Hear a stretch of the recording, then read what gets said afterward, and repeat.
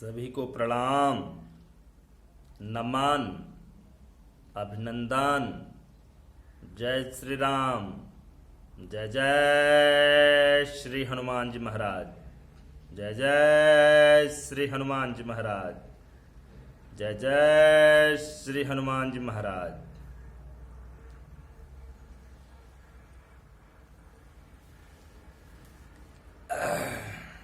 बहुत अच्छा लग रहा है। कुछ निजी कारणों से हम लोग जो है एक दूसरे के प्रति साक्षात्कार की दृष्टि से आमना सामना अर्थात आमने सामने नहीं हो रहे थे। इससे थोड़ा मन भी विचलित रहता था। उस कड़ी में आज मेरे पास अपना समय निकाले हम अपने भक्तों पर, अपने लोगों पर, अपने सब्सक्राइबर्स पर, अपने फॉलोअर्स पर, अपने सभी लोगों पर, हे कंठ की देवी मां नारायणी, हे कलयुग के महान देवता हनुमान जी, आप इन सभी पर अपनी अद्भुत कृपा बनाए रखना। इनको आप प्रेरणा देते रहना कि समाज में यदि एक अलग दृष्टि से इन्हें देखा जाए तो एक नजरिया इनका अच्छा रहे। इसी भाव के साथ दो पंक्तियां चरणों में, तब फिर हमारी और आपकी कुछ अच्छे बिंदुओं पर बात होगी, आध्यात्मिक भावों पर विचार होंगे। क्योंकि सुपर नेचुरल पावर जो होती है वही एक शक्ति है। और आप तो जानते हैं कि बिना शक्ति के भक्ति नहीं और बिना शक्ति और भक्ति के ज्ञान नहीं। इसलिए शक्ति, भक्ति और ज्ञान ही सुसंगठित समाज का एक सर्वोच्च माला है। इन्हीं शब्दों के साथ चार पंक्तियां चरणों में। क्लैब्यम स्म गमः पार्थ नय तत्व उपपद्यते क्षुद्रम हृदय दौर्बल्यम त्यक्त्योनिष्ठम परम तप निन्दन्तु नीति निपुणाः यदि वा स्तुवन्तु लक्ष्मी समाविशतु गच्छतु वा यथेष्टम् अद्यैवामरणमस्तु युगान्तरे वा न्यायात् पतः प्रविचलन्ति पदं न धीराः। जय सिया राम। जय जय सिया राम। जय जय सिया राम। जय जय सिया राम। कि बहुत काल मैं कीन्ह मजूरी आजु दीन विधि बनी भली भूरी। श्री राम जय राम। जय जय राम। राधे श्याम। जय जय राधे श्याम। जा पर कृपा राम की होई ता पर कृपा करें सब कोई। जही विधिनाथ होहि हित मोरा करऊं सुबेग दास में तोरा। दीन दयाल विरुद्ध संभारी हरहु नाथ मम संकट भारी। श्री राम जय राम। जय जय राम। जय जय जय जय जय जय जय जय जय सिया राम। बोलो हनुमंत लाल महाराज की जय हो। सीताराम लक्ष्मण जी की जय हो। इन्हें बिंदु भगवान का स्मरण करने मात्र से ही जो मन की व्यथित है, जो मन की विचलित भावना है, वो सब के सब दुर्गुणों से दूर हो जाती हैं। और आप तो सभी जानते ही हैं कि मन में जो तेज होता है और हृदय में जो स्फूर्ति होती है, मस्तिष्क में जो आवेग होता है, इन्हीं तीनों से मुझे कोई भी काम करना चाहिए। यही तीन जो है बैकुंठनाथ धाम तक मुझे पहुंचा देती हैं मित्रों।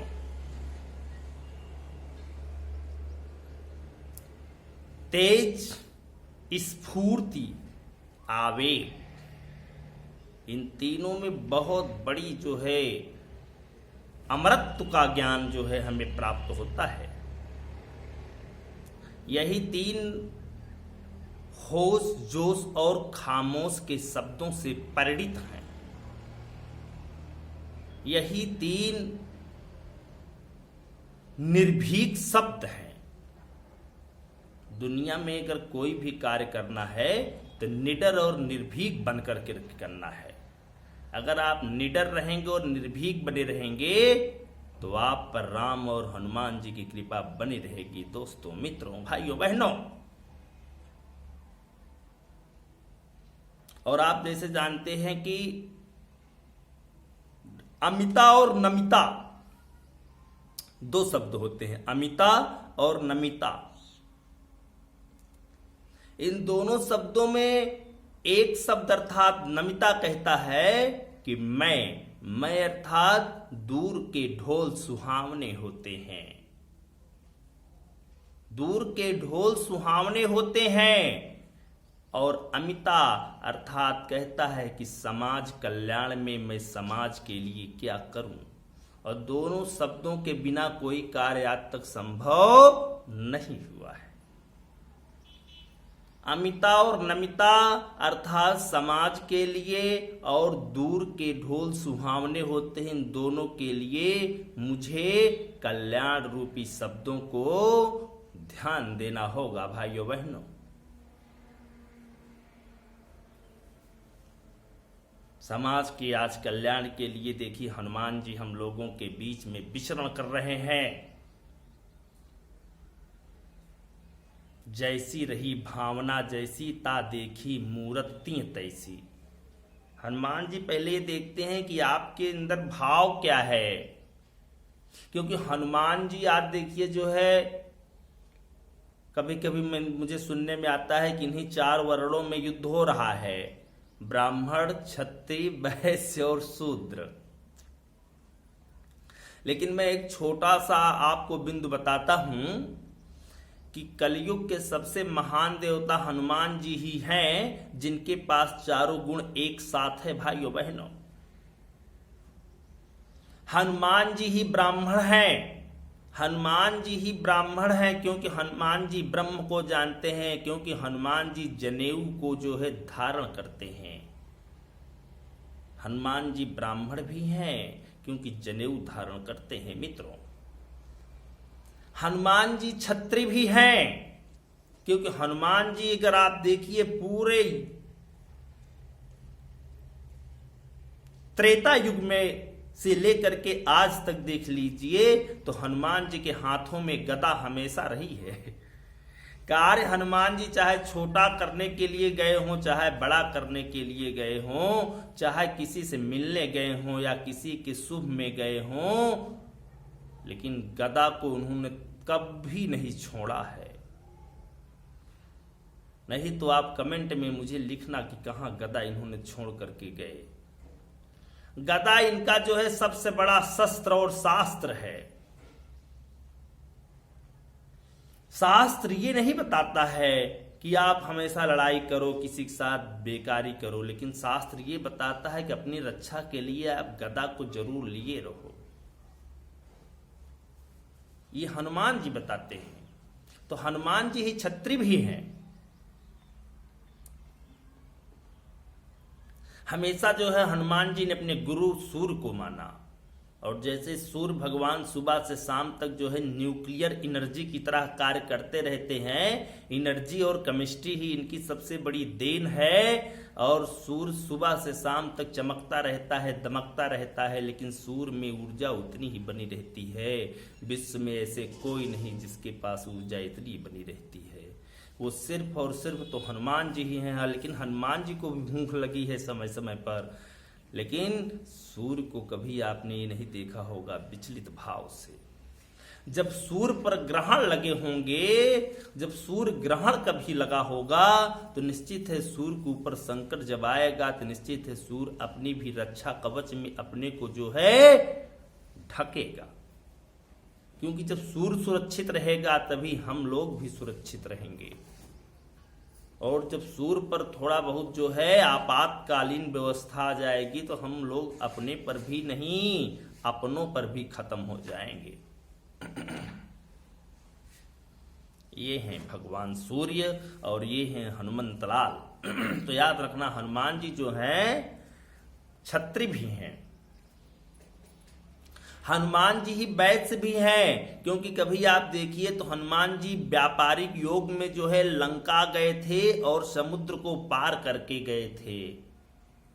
हनुमान जी सर्वप्रथम लंका जाने वाले पहले व्यक्ति हैं जो समुद्र को लांघ कर समुद्र को पार करके गए। फिर भी बहुत दिक्कतें आई, सामना आए, कठिनाइयां आई, मुश्किलें आई, लेकिन हनुमान जी समुद्र को लांघ करके गए। व्यापारिक योग में सर्वप्रथम गए थे, इसलिए हनुमान जी वैश्य भी हैं। हनुमान जी शूद्र भी हैं। शूद्र का अर्थ ये नहीं होता है, शूद्र का अर्थ होता है तपस्वी, तेजस्वी। तपस्वी और तेजस्वी और ओजस्वी। अगर व्यक्ति तपस्वी है और तेजस्वी है और ओजस्वी है तभी वो शूद्र है। शूद्र का अर्थ होता है किसी के मन, किसी के तन, किसी के धन में सदैव सुख और दुख में खड़ा रहे, सेवा करने के भाव से प्रबल हुंकार भरता रहे, हुंकार भरता रहे, हुंकार भरता रहे। ये अभी भी अगर कोई कार्य अगर इनको दे दिया जाए तो इनके अंदर जो तेज है, ये ओज है, जो धैर्य है, ये कार्य को करके दिखाएंगे भाइयों बहनों। दिए हैं। अब समझिए कि एक ही व्यक्ति के चारों गुण हैं और हम लोगों में भी वही चारों गुण हैं और चारों गुण होना चाहिए। अगर हम सभी चारों गुण नहीं रखेंगे तो समाज की कद्र कैसे करेंगे, और समाज मुझे किस कद्र से मुझे व्यवहार और व्यापार में लाएगा भाइयों बहनों।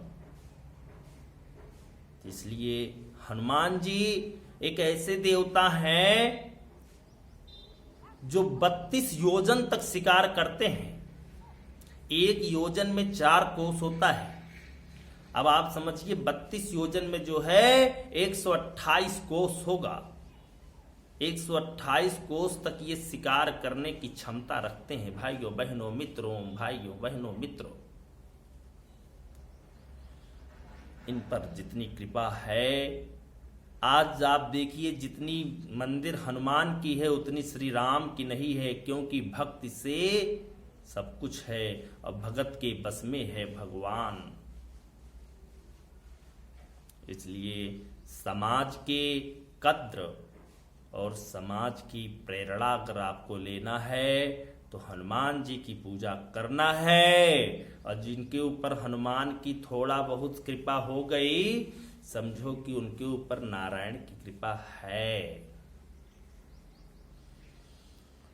तो एक बार प्रेम और भाव के साथ बोलिए हनुमान जी महाराज की जय हो, बालाजी महाराज की जय हो, बागेश्वर नाथ धाम की जय हो, केसरी नंदन की जय हो, प्रयागराज महाराज की जय हो, बंधवापर के हनुमान जी महाराज की जय जय हो। यही थी हम लोगों को किस टूटी फूटी बातें। हम लोग कोई भी कार्य होश जोश और खामोश से नहीं करते। होश उसे कहते हैं जितना आपके पास कोई भी कार्य करने की क्षमता है उतने कार्य करिए। जोश उसे कहते हैं कि कभी भी बहुत जल्दी विचलित और बहुत जल्दी भावावेग भी नहीं होना चाहिए।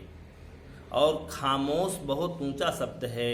खामोशी से जो मेहनत करता है, समाज में जो खामोश रहता है, समाज उसकी कद्र करता है। आज भी सभ्यता, आज भी सभ्य व्यक्ति की पूजा हो रही है भाइयों बहनों।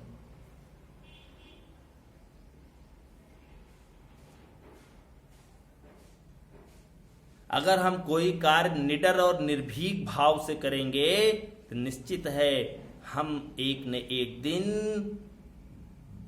कार्य को पूरा करने के लिए क्षमतावान और योग्यवान बनेंगे।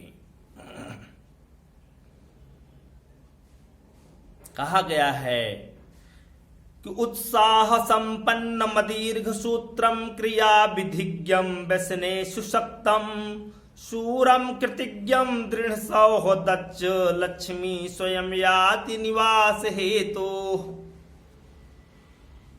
इसका पूरे अर्थ है कि लक्ष्मी आती हैं तो छप्पर फाड़ के आती हैं और लक्ष्मी जाती हैं तो लिंटर फाड़ के जाती हैं। लक्ष्मी आती हैं तो छप्पर फाड़ के आती हैं, लेकिन लक्ष्मी जाती हैं तो लिंटर फाड़ के जाती हैं। ऐसा इसलिए क्योंकि लक्ष्मी पर कभी किसी को गर्व नहीं करना चाहिए। उत्साहित भाव होना चाहिए, क्रिया की विधि को जानना चाहिए। व्यसन माने दुर्गुणों में हमें नहीं आना चाहिए। हमेशा शूर होना चाहिए, हमेशा कृतज्ञ होना चाहिए, हमेशा दृढ़ होना चाहिए। निश्चित है लक्ष्मी आपके पास आएंगी आएंगी आएंगी, बशर्ते लक्ष्मी आने के बाद सरस्वती भी जाएंगी जाएंगी जाएंगी। परंतु लक्ष्मी और सरस्वती अगर किसी के पास हमेशा हैं तो समझो कहीं न कहीं हनुमान जी और लक्ष्मी और सरस्वती तीनों की कृपा है।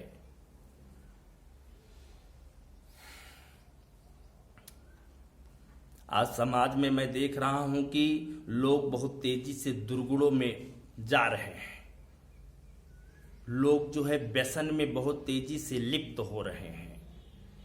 लेकिन ऐसा मत करो। अपने बुजुर्गों को याद करो, अपने जो है माता पिता को याद करो। जो समझो कि अंतिम पीढ़ी यही होगी जो बिना मोबाइल अर्थात मीडिया के जो है जीवन पूरा कर ले रही है। लेकिन अब आने वाली जो जनरेशन्स होंगी हमारे आपके समक्ष, वो बिना फंक्शन के, बिना मीडिया के, बिना फोन के उनका जीवन नहीं जीने के लायक रहेगा। यदि दिन भर आप उसी में जो है लिप्त रहोगे तो आपके नाक, आंख, कान ये तीनों गड़बड़ होंगे। अगर आप फ्लैश किए रहोगे तो आंख गड़बड़ाएगी, और अगर आप जो है किसी लीड को अगर छोटी सी एक हड्डी की कान में लगाए हो तो निश्चित है आपका श्रव्य भी गड़बड़ाएगा। चेहरे पर आपकी चमक खत्म होती जाएगी दिन प्रतिदिन। तो आप सभी को प्रेम भाव स्नेह के साथ रहना है, हनुमान जी की पूजा करते रहना है।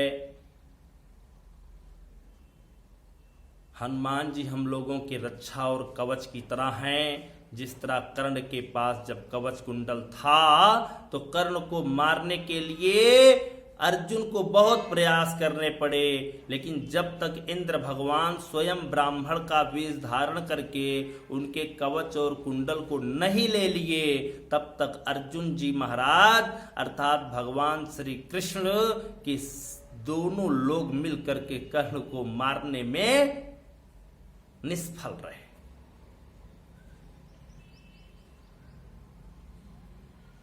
इन्हीं सभी शब्दों के साथ यदि मेरे भाव में, मेरे स्वभाव में, मेरे प्रभाव में, मेरे शब्दों में, मेरे बातों में थोड़ा भी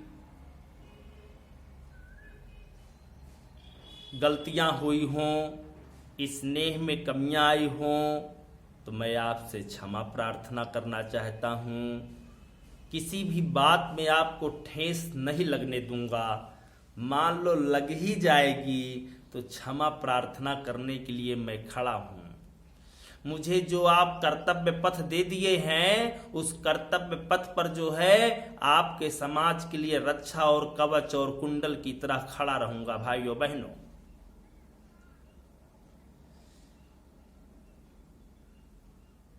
निश्चित है रक्षा और कवच और कुंडल यही हनुमान जी के तीनों जो है संत हैं, यही हनुमान जी के तीनों पौराणिक कथाएं हैं। आप समझिए जो 128 किलोमीटर तक मार कर सकता है, उसके अंदर कितनी बड़ी तेज, कितनी बड़ी शक्ति, कितनी बड़ी भक्ति है। अपने ज्ञानेंद्रियों को भी अपने बस में करो। आज आप लोगों की ज्ञानेंद्रियां आपके बस में नहीं हो रही हैं। अपने मन को जो है, अपने मन को अपने बस में रखो। अपनी भावनाओं को, कोई भी चीज जल्दी से अगर जो है व्यथित हो रही हो, उत्कंठित हो रही हो, तो उन शब्दों को आप, उन बातों को, उन भावों को आप रोको। ज्ञानेंद्रियों को अपने बस में करो। जिन्होंने ज्ञानेंद्रियों को बस में कर लिया है, वही समझो ईश्वरी कृपा का एक साक्षात्कार साथी होगा। इन्हीं सभी शब्दों के साथ मैं फिर से क्षमा प्रार्थना करना चाहता हूं कि यदि हमारे शब्दों में, भावों में, प्रभाव में, स्वभाव में किसी भी बात की जो है कमियां हो गई हों, आपको किसी भी बात से ठेस पहुंची हो, तो मुझे क्षमा जरूर कर देना। मैं आपके लिए जो है खड़ा रहूंगा। आपको कर्तव्य पथ पर ले जाने के लिए मैं अच्छे अच्छे संस्कार युक्त बातों को पेश करता रहूंगा। मेरा नजरिया ही है कि स्वयं को संभालना और समाज को सुधारना। जब तक हम स्वयं नहीं संभलेंगे, आपको कहां से सुधार